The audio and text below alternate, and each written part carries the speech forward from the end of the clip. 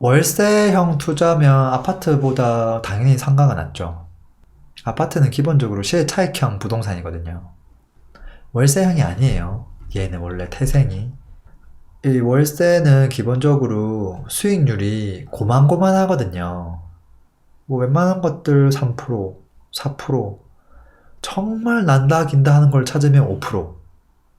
진짜 1, 2%에서 왔다 갔다 하는 거거든요. 그 수만 개의 아파트가 있지만. 근데 거기서 내가 수익률을 확 늘리려면, 예를 들어서 3.5%짜리 수익률을 난 아파트를 사요. 근데 대출을 안 받고 할 수도 있고 대출을 받고 할 수도 있죠. 만약에 대출을 받았는데 그 대출을 한 금리가 3.5%가 나오면 사실은 받아도 그만 안 받아도 그만 수익률이 똑같이 3.5%예요. 근데 만약에 3%에 만약에 대출을 받았다. 근데 아파트가 수익률이 4%다. 대출 없이 진행했을 때. 그러면 벌써 거기서 1% 차이 나죠. 그렇게 되면 대출을 많이 받으면 많이 받을수록 수익률이 무조건 올라가요. 그래서 결론적으로 이 4%짜리가 아니라 거의 막 6, 7%까지 올라가거든요. 얼만큼 내가 받은 대출 금리와 이 아파트 대출 없이 진행했을 때 이 수익률 그거의 차이 크냐에 따라 대출을 많이 받으면 받을수록 점점 벌어지는 거예요. 이 원리를 조금 이해하시면 좋겠고, 근데 지금 이 원리를 이해한 상태에서 아파트를 딱 들여다보면 수익률 차이가 거의 없단 말이죠. 그리고 대출 금리도 요즘 주택을 3.5% 하기 쉽지 않을 거거든요. 거의 아파트 수익률보다 조금 낮은 상태. 그러니까 대출을 해도 사실은 이게 별로 수익률이 안 높아지는 거고, 그리고 더욱이나 대출을 많이 하려고 해도 대출이 요즘은 거의 안 나오고. 자, 그렇게 되면 결론적으로는 생돈 다 내고 이제 월세를 받아야 되는데, 그러기에는 수익률이 너무 낮더라. 명색이 투자자인데 저는 수익률이 4%예요. 지금 이렇게 외쳐야 되는 순간이란 말이에요. 다른 사람들은 막 50%입니다. 100%입니다. 뭐 누구는 뭐 500% 수익률을 내고 있습니다. 라고 얘기하는데 4%는 이거는 부동산 공부한 것 치고는 너무 억울해요. 그래서 아파트를 하는 사람들은 사실은 안정적인 수익도 가져가지만 실차익이 있기 때문에 그걸 선택하는 거거든요. 그래서 어째 보면 지금 여기서 뭐 삼본 한라, 하남 부영 이 두 친구 중에서 월세 수익률은 고만고만한데 어떤 아파트가 나중에 시세차익이 더 나을 수 있을까요? 그거에 따라 선택을 하는 게 사실은 맞을 수도 있어요. 근데 지금 부영 아파트 49평짜리는 월세 수익률은 전혀 안 나올 거고, 수익률은 당연히 3번 한라 17평짜리가 훨씬 높을 거고요. 그리고 상가, 구도심 역세권 상가는 돈이 조금 더 들어갈 거예요. 근데 그렇지만 수익률은 얘가 높을 거예요. 아무리 못해도 5%까지 나올 거거든요. 그러니까 수익률만 놓고 보면 상가가 조금 낮죠.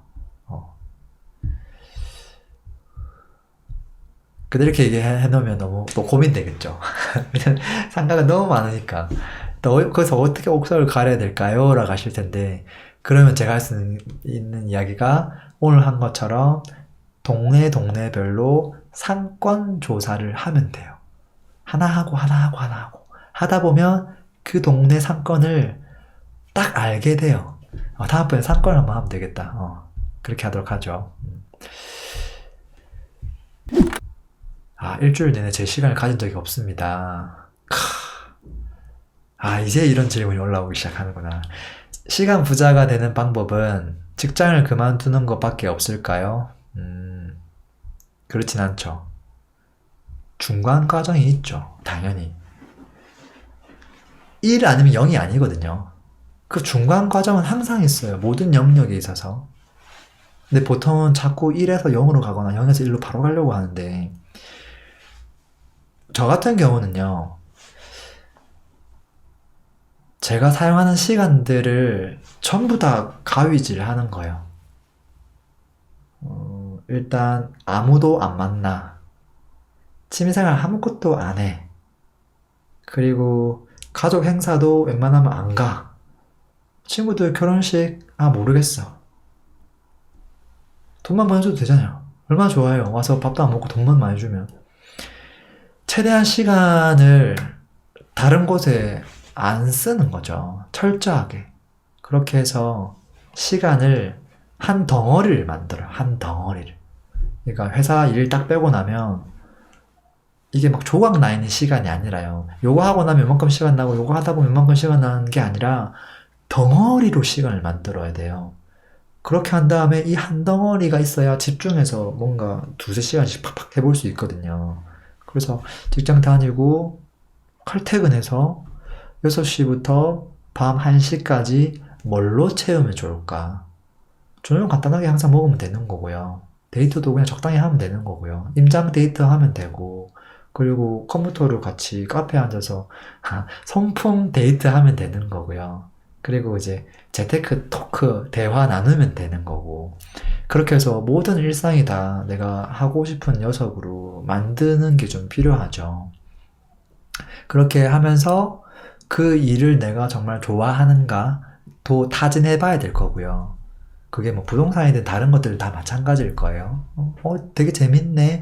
이제 그렇게 되면 이제 그걸 계속 하면 되는 거죠. 이제 그러다 보면 결국은 시간이 나면 나도 모르게 내가 그 좋아하는 일을 하기 위한 시간으로 시간을 계속 쓰게 될 거예요.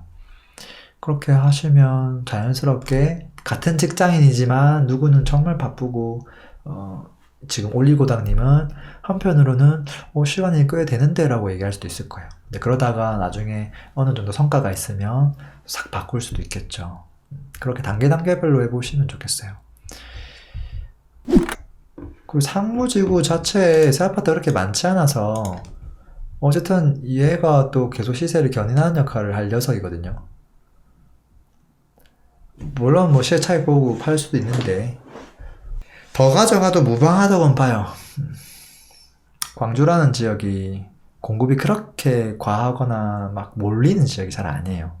그래서 항상 시세가 정체는 되지만 제대로 많이 빠진 적이 잘 없어요. 그래서 올랐다가 또 한동안 쉬어갔다가 또 올랐다가 쉬어갔다가 이제 그런 지역이라서 뭐 최악의 상황은 보합으로 갈 수도 있죠. 근데 그렇지만 여기 있는 동네에서 조금이라도 더 오른다면 또 이 친구도 가능성이 매우 높기 때문에 사실은 급하게 팔 필요는 없다 가지고 또 입주하고 나면 좀 더 오르는 경향도 있어요. 그래서 그런 것도 있고 근데 이제 차익이 많아서 이걸 딴 데도 굴리고 싶다.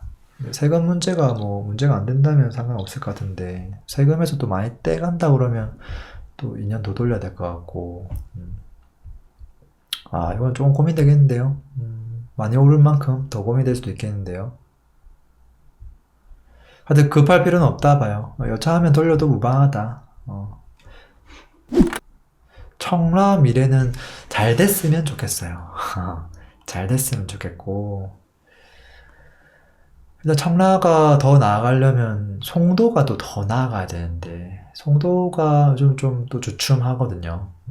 또 앞으로 입주가 또 되게 많고 그래서 무조건 송도가 가야 돼요. 근데 송도가 또 가려면 기존의 개발 계획들, 상권들 다 들어오려고 하는 것들이 하나하나 이제 가시적으로 이제 실현이 돼야 되는데 이제 그런 것들도 되게 지지부진하고 이제 그러다 보니까 주거 환경 위주로 들어와 있고 그래서 청라도 그거에 맞춰서 움직이고 있다고 봐져요.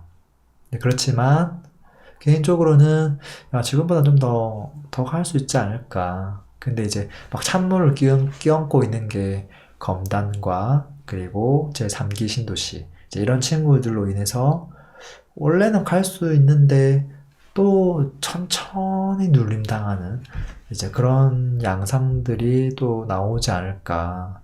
왜냐면 인천에 새 아파트, 새 신도시가 너무 많아지기 때문에 그 많은 신도시를 채우려고 하는 수요가 서울처럼 많지가 않거든요. 서울은 경기도, 인천이 다 싸고 있어서 그들도 다 서울의 수요인데 인천은 오로지 인천 수요거든요. 그러니까 미래는 밝지만 그렇지만 수요를 놓고 보면 조금 부족하지 않나 그렇게 생각해요. 이걸 어떻게 한마디로 키워드 하나로 만들어야 될지 모르겠는데 도시는 참 좋고 한데 조금 아쉽다. 이 상황이 그렇게 보여요. 오늘도 질문 많이 했네요. 답변 많이 드렸네요.